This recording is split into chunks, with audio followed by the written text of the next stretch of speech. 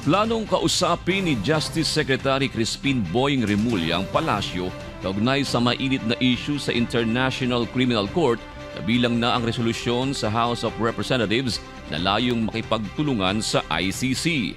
Partikular na alamin ni Remulla kay Executive Secretary Lucas Bersamin kung may balak ang Administrasyong Marcos na bumalik bilang kasapi ng Rome Statute na saklaw ng foreign policy na tanging ang Pangulo lang ang may kapangyarihan na magpasya.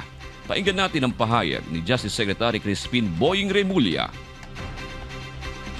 I intend to seek out the Executive Secretary tomorrow just to be able to make sure that we're on the same page on this matter. Pero na-refer lang, kasi may balak ba tayong maging miyembro muli ng ICC dahil sa sinasabi ng Kongreso?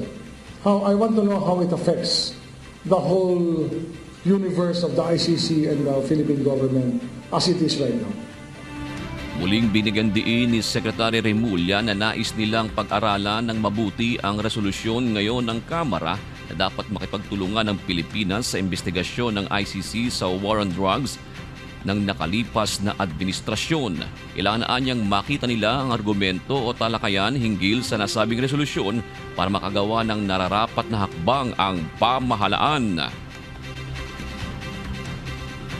Pero ang first question is, why will we work with the ICC now that we are no longer members of the ICC?